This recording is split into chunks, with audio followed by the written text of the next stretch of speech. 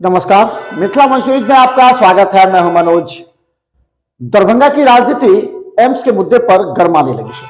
मुख्यमंत्री नीतीश कुमार जब भी दरभंगा पहुंचे और उन्होंने कह दिया कि उन्होंने पहले सोचा था कि डीएमसीएच का अपग्रेड किया जाएगा एम्स में, लेकिन बाद में उन्होंने ये भी कहा कि एम्स दूसरे जगह जाएगा।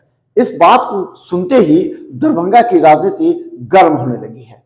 हम बता दें कि दरभंगा के सांसद गोपाल जी ठाकुर ने आज विधिवत एक प्रेस कॉन्फ्रेंस किया। उन्होंने कहा कि एम्स जो है उसी स्थल पर बनेगा जहां उसकी स्वीकृति मिली है। उन्होंने कहा कि दरभंगा डीएमसीएच के पास जो अतिक्रमित जमीन है उसे भी खाली होगा और एम्स वही बनेगा, क्योंकि भाजपा का एजेंडा है। देखिए, सबसे पहले सांसद क्या करें, लेकिन आप बात की समझिए गंभीरता को।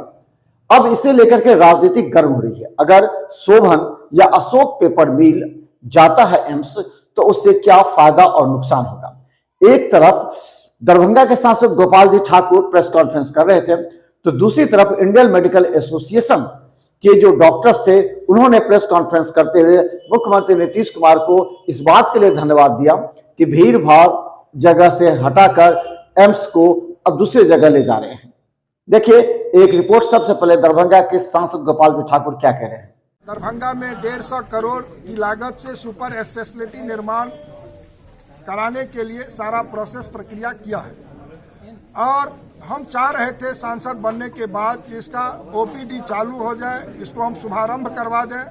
लेकिन राज्य की सरकार न तो यहाँ पर पानी की व्यवस्था उस सुपर स्पेशलिटी में कर सकी और न पार्किंग की व्यवस्था कर सकी। इसके चलते आज सुपर स्पेशलिटी अस्पताल शुभारंभ होने के लायक नहीं हो सका, इसलिए रुका हुआ। तो हम इंतजाम अपने इच्छित कोष से करवाए हैं, लेकिन फिर वहाँ पर पार्किंग तो चाहिए। तो राज्य सरकार हर स्थिति में दरभंगा का विकास नहीं चाह रही है। दरभंगा की योजनाओं को लटकाने भटकाने का काम कर रही है।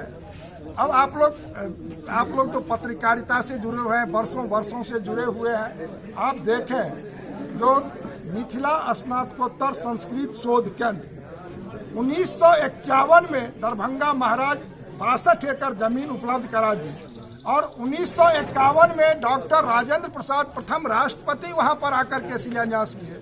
शिलापट लगा हुआ है और आज तक एक ईंट वहां पर नहीं लगी। हम तो माननीय मुख्यमंत्री से समाधान यात्रा में कहे थे, जो समाधान यदि करने आए हैं तो एक बार आप जाकर के समाधान कर लें। और जहां पर प्रथम राष्ट्रपति का शिलापट लगा हुआ है 62 एकड़ में मिथिला शोध केंद्र का आप समाधान करें। आप आयुर्वेदिक कॉलेज दरभंगा का बंद पड़ा था 19 वर्षों से। हमने माननीय मंगल पांडे जी से कहा कि यहाँ पर 195 करोड़ रुपया दिलाने का काम किया, फिर आप बंद कराने के कगार पर ला दिए हैं। आप यहाँ पर पुअर होम है उसका जरा देख करके समाधान करें, गौशाला का समाधान करें।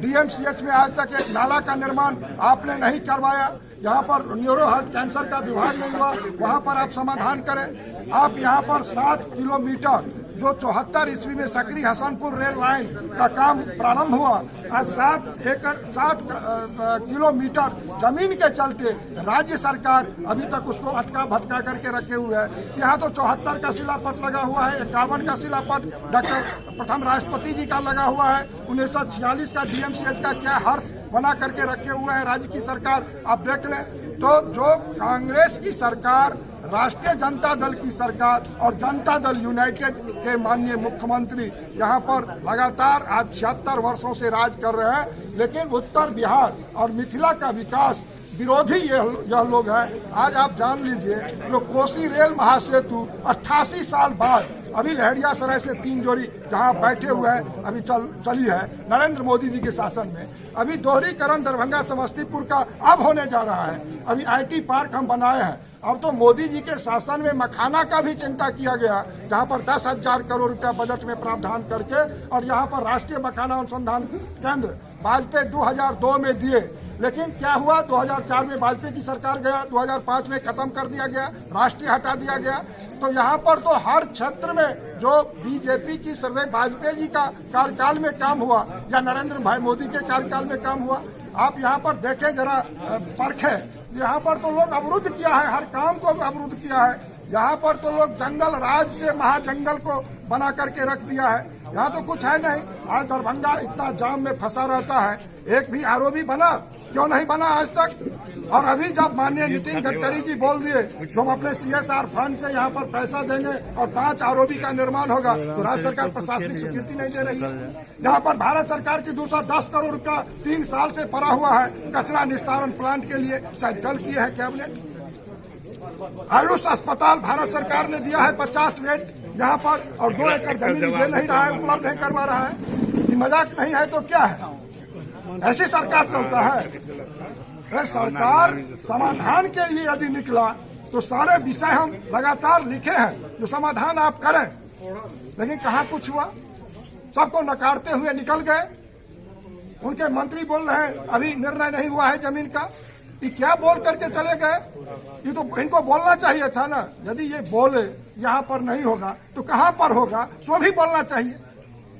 ये सिर्फ लटकाने भटकाने के चक्कर में है। मिथिला का एम्स मिथिला में न बने, यही इनका सिर्फ मंशा है, नहीं है। बिहार में सरकार बहुत जल्द जाने वाली है। यहाँ निश्चित रूप से भारत सरकार को भी देखना चाहिए।